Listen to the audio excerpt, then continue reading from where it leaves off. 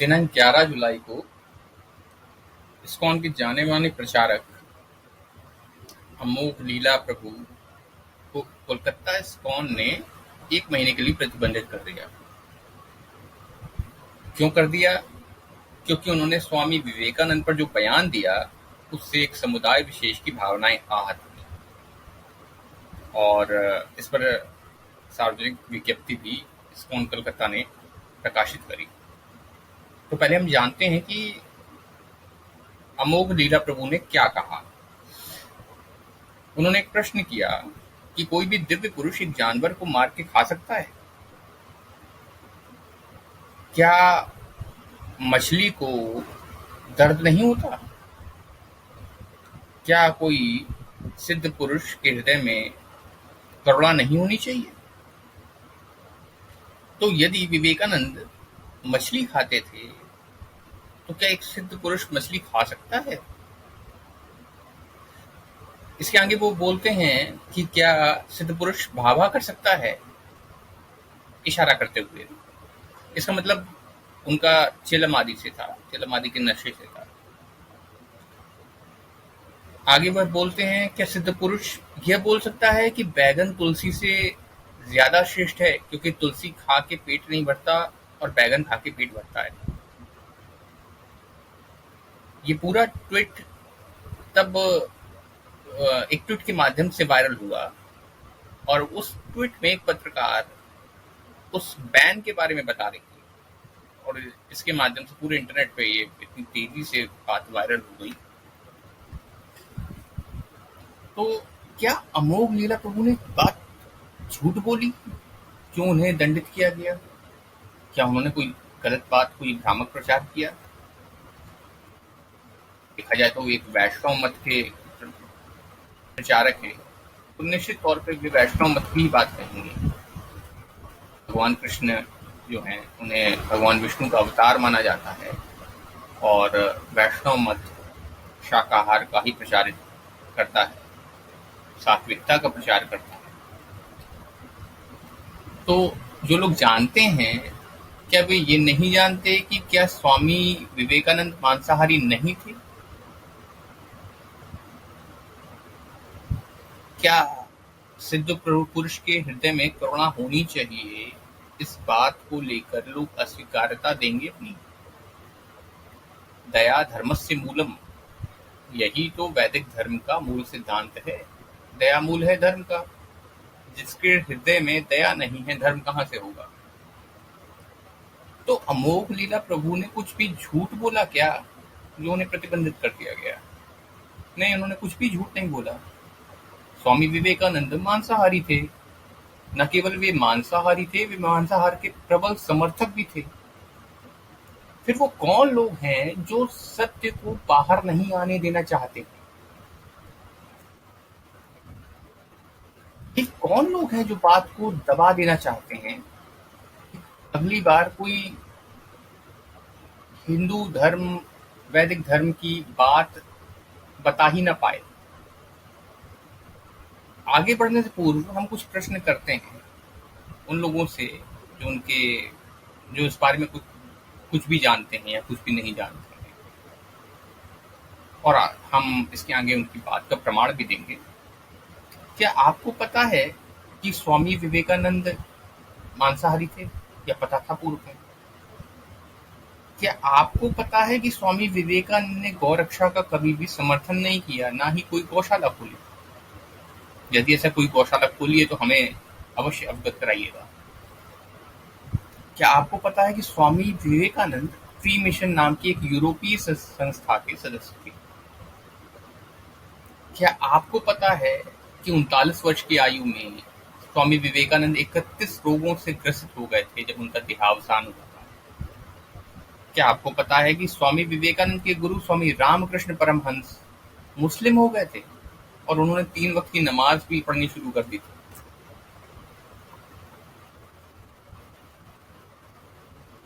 क्या आपको ये बात पता है कि रामकृष्ण मिशन की ओर से कलकत्ता हाई कोर्ट में और उसके बाद सुप्रीम कोर्ट में याचिका डाली गई कि उनको अल्पसंख्यक की मान्यता दी जाए? यानी माइनॉरिटी का दर्जा दिया जाए। जी हाँ, आश्चर्यचकित बिल्कुल भी मत हुई है। हम उन्हीं विवेकानंद की बात कर रहे हैं जिन्हें राष्ट्रीय स्तर पे यूथ आइकॉन बताया जाता है, हिंदू धर्म का सबसे बड़ा एक आइकन बताया जाता है। हम उन्हीं की बात कर रहे हैं। अब पेड़ को हम फल से ही पहचानते हैं, किसी व्यक्ति को हम उसके कार्य से ही पहचान सकते हैं। वक्तव्य भी महत्वपूर्ण है कि वो बोल क्या रहा है और वो कर क्या रहा है व्यक्ति। तो क्योंकि बात उठी चली, किसी एक सन्यासी ने बात बोली और उसको दंडित होना पड़ा, तो यह अस्वीकार्य है। चर्चा होनी चाहिए। भारत की परंपरा शास्त्रार्थ की परंपरा है, समीक्षा से ऊपर कोई नहीं है। यहाँ तो भगवान को भी लोग कटघरे में ले लेते हैं और यहाँ तो आप सत्य को नहीं बोलने दे रहे हैं, आगे बात ही नहीं बढ़ने दे रहे हैं कि किसी ने कोई बात बोली तो आप उस पर प्रमाण मांगते।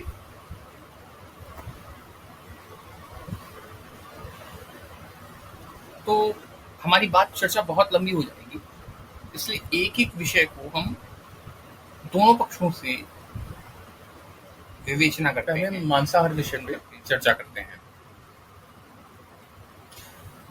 बहुत से लोग कहेंगे कि बंगालियों में तो मांस मछली का सेवन करना बड़ी सामान्य सी बात है, पर यह बात सिर्फ मछली तक सीमित नहीं है। इस विषय में हम आपको बताना चाहेंगे कि स्वामी निखिलानंद, जो श्री शारदा देवी के सीधे शिष्य थे, उन्होंने विवेकानंद की जीवनी लिखी और उन्होंने वहाँ पे न्यूयॉर्क में एक सेंटर भी स्थापित किया जो रामकृष्ण विवेकानंद का को समर्पित है और उनकी जीवनी बड़ी मान्य है। तो उस जीवनी से हम कुछ अंश प्रस्तुत कर रहे हैं, जिसका अर्थ भी बताने का प्रयास करेंगे। और ये जीवनी पीडीएफ के फॉर्म में इंटरनेट पे उपलब्ध है, ऑनलाइन है, तो उसी का पृष्ठ संख्या भी हम उद्धरण करेंगे। To the accusation from some Hindus that the Swami was eating forbidden food, he retorted, "If the people of India want me to keep strictly to Hindu diet, please tell them to send me a cook and money enough to keep him." इस आरोप पर कि हिंदू उन्हें प्रतिबंधित कर रहे हैं, हिंदू उन्हें मना कर रहे हैं, आरोप लगा रहे हैं कि आप ये भोजन मत करिए जो अमेरिका का पॉपुलर भोजन है। इस पर उन्होंने प्रतिवाद किया कि अगर वे चाहते हैं कि मैं हिंदुओं की भोजन उस पर रहूं तो उनसे कह दो कि वे मुझे एक बावर्ची और पैसा उसे रखने का भेज दें, मैं हिंदू भोजन करता रहूंगा। और वहीं हमारे एक महान गणितज्ञ हुए श्रीनिवासन रामानुजन, उनका स्वास्थ्य इसी वजह से खराब हो गया क्योंकि उन्होंने अपने मर्यादा को नहीं छोड़ा। खैर, आगे बढ़ते हैं इस विषय पे। वो और आगे क्या लिखते हैं कि Orthodox Brahmins regarded with abhorrence the habit of animal food. The Swami told them the habit of beef eating by Brahmins in Vedic times. यानी रूढ़िवादी ब्राह्मण वैसे तो बड़ी घृणा करते हैं मांसाहार से, परंतु जो प्राचीन काल में ब्राह्मण थे वे गाय का मांस खाते थे। स्पष्ट उन्होंने बीफ का उदाहरण दिया है।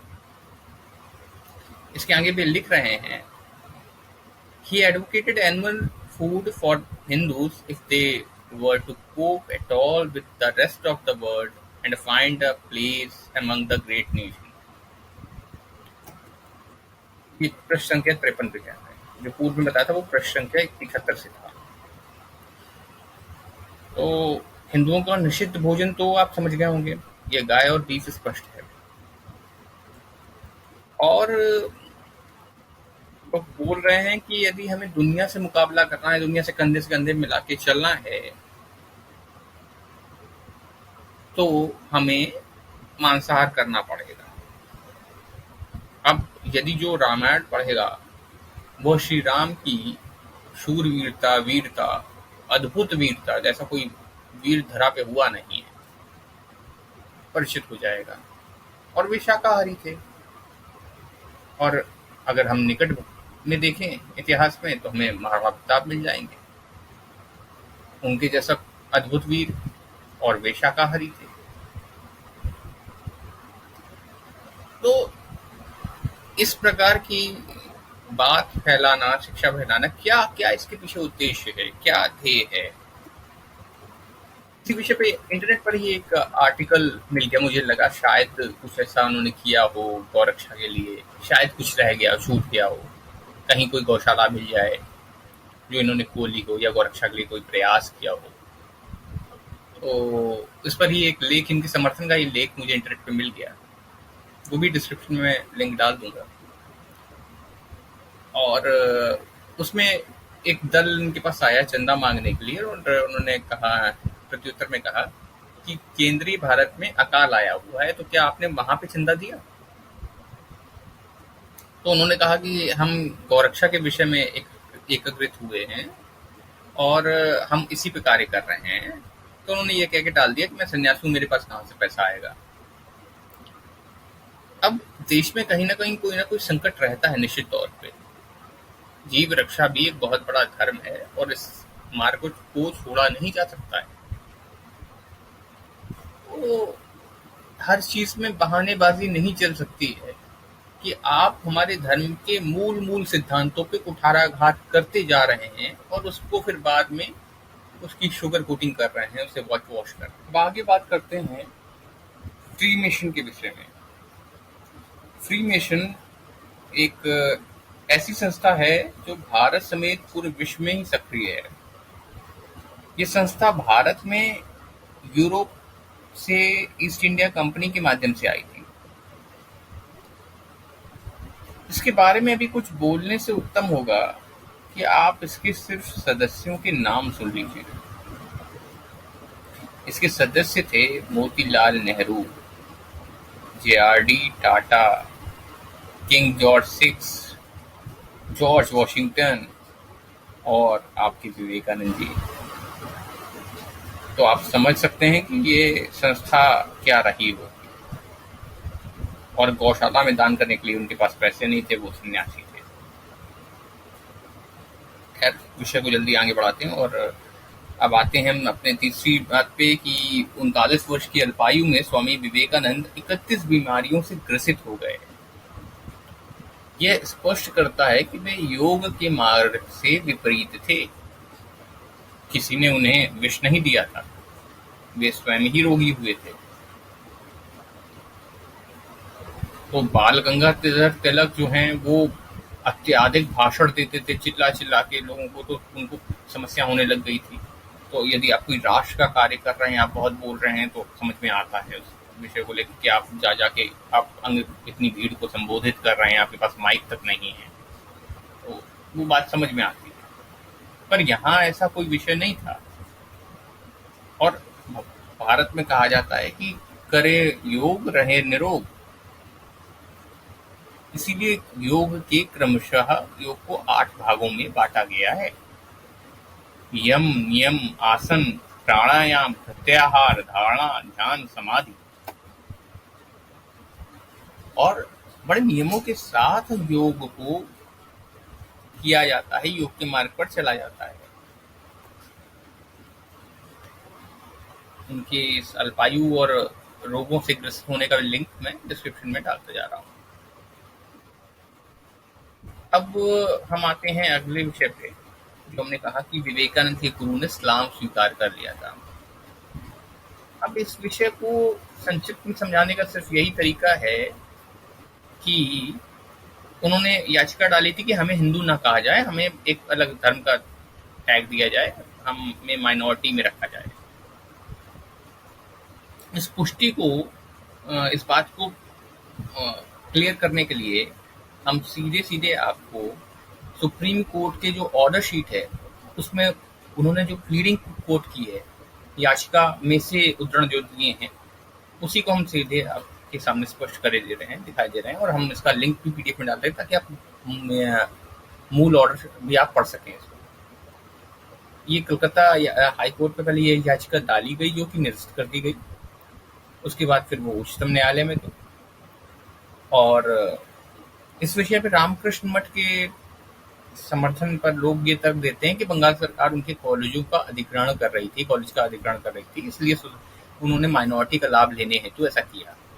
पर यदि ऐसा तर्क माने तो राष्ट्रीय स्वयंसेवक संघ या हिंदुत्व की विचारधारा वाले जो विद्यालय जो चल रहे हैं, वो तो केरल जैसे प्रदेश में या ऐसे कोई भी प्रदेश में कोई हिंदू रह ही नहीं जाएगा। हर कोई अपने को माइनॉरिटी टैग देने के चक्कर में वो तो हमारी आइडेंटिटी चली जाएगी, हमारी पहचान ही लुप्त हो जाएगी। क्या लाभ लेने के लिए हम अपना अस्तित्व खो देंगे या अस्तित्व बचाने के लिए अस्तित्व खो देंगे? और ये भी मौखिक बहाने हैं क्योंकि मूल याचिकाकर्ता ने यह बहाना लिखित में नहीं दिया है। उन्होंने तो यही लिखा कि हमारे क्योंकि रामकृष्ण जो हैं वो मुस्लिम हो गए थे, इसलिए हम तो सब में विश्वास करते हैं, इसलिए हमारा तो मत ही अलग है। ये पूरी ऑर्डर शीट 34 पृष्ठों की है और आप इसमें करिएगा ये कि कंट्रोल F करके इस्लाम टाइप करिएगा और आप सीधे उस पॉइंट पे आ जाएंगे, तो आपको सीधे प्रमाण मिल जाएगा। प्रमाण अन्य भी जगहों से हैं पर थोड़ी संक्षिप्तता में बात करनी है, इसलिए ये प्रमाण आपको मिल जाएगा। अब आगे आते हैं कि एक विषय में विवेकानंद अंग्रेजों के जीतने के तरीके को की बड़ी प्रशंसा कर रहे हैं। वो उनके कंप्लीट वर्क्स वॉल्यूम 4 में मिल जाएगा, पेज नंबर 391 में आप देख सकते हैं और इसको भी हम पीडीएफ को कर दे रहे हैं। अब आगे जल्दी जल्दी बात को बढ़ाते हैं और उनकी एक बात थी कि फुटबॉल खेलने से बेहतर है कि हम गीता पढ़ने से बेहतर है कि हम फुटबॉल खेलने को प्रेरित करेंगे। बड़ा इसमें लोग समर्थन करते हैं। तो स्वास्थ्य के लिए हमारे यहाँ योग बताया गया, योग में आसन का भाग है, आसन में 84 आसन है, सूर्य नमस्कार है। जब फुटबॉल तो अभी इसका आई प्रचलित हुआ, भगवत गीता तो 5000 वर्षों से है, उस समय तो कोई फुटबॉल नहीं थी, आज से 3000 वर्ष तो पूर्व तो कोई फुटबॉल नहीं थी, तब क्या कहते हैं? तो ये सिर्फ धर्म से दूर रखने की बहानेबाजी मात्र है और कुछ नहीं है।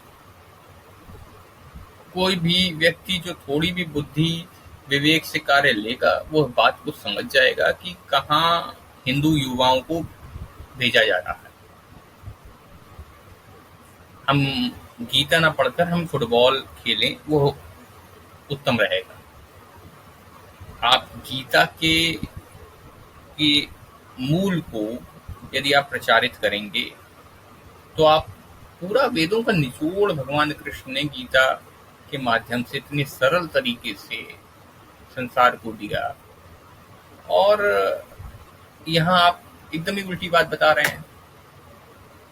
और हर बात को आउट ऑफ कॉन्टेक्स्ट कह के बहानेबाजी नहीं करी जा सकती है, ये बात लोगों को समझनी होगी। किसी भी देशभक्त को हम उसके काम से जानते हैं, जैसे उसने अंग्रेजों के विरुद्ध क्या कार्य किया। किसी भी धर्म भक्त को हम उसके कार्य से जानते हैं, जैसे उसने कितने गुरुकुल खोले, कितनी गौशालाएं खोली, कितना वैदिक धर्म का प्रचार किया। हम विवेकानंद को जानते हैं उनके शिकागो भाषण से, तो वस्तुतः सेकुलरिज्म की ही बात कर रहा है। वह भाषण को अगर आप सुनेंगे तो आपको बात समझ में आएगी कि सब सही है। अगर ये बात होती कि ऐसा आपके धर्म में क्या है जो हमारे धर्म में पहले से नहीं था? तो ये था कि हाँ, आप अपने धर्म का प्रचार कर रहे हैं। देश धर्म के उत्थान के लिए उन्होंने क्या किया, क्या खोजा,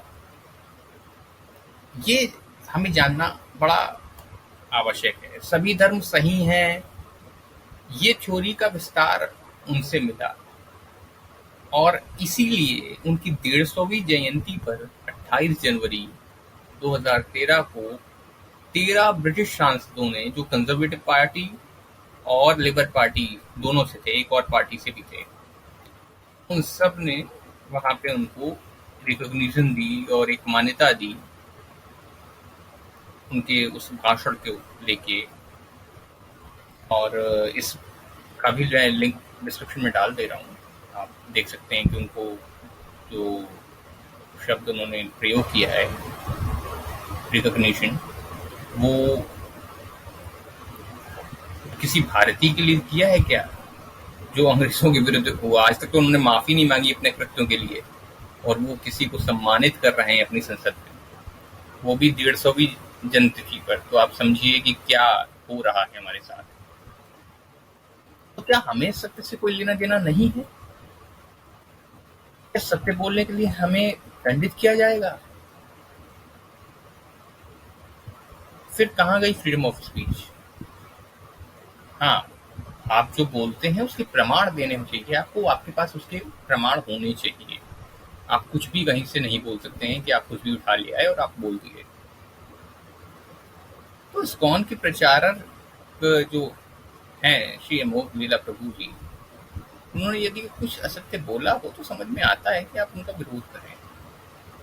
हर हिंदू मान्यताओं पर आप कुठाराघात नहीं कर सकते हैं और फिर कोई कुतर्क लेकर आ जाएंगे कि जो है आप आंगन में बैगन लगाने से पेट भरेगा, तुलसी लगाने से नहीं भरेगा। ये तो वही सेकुलरिज्म का पाठ आ गया जो विज्ञापनों के माध्यम से जनता के बीच में पहुंचाया जा रहा है।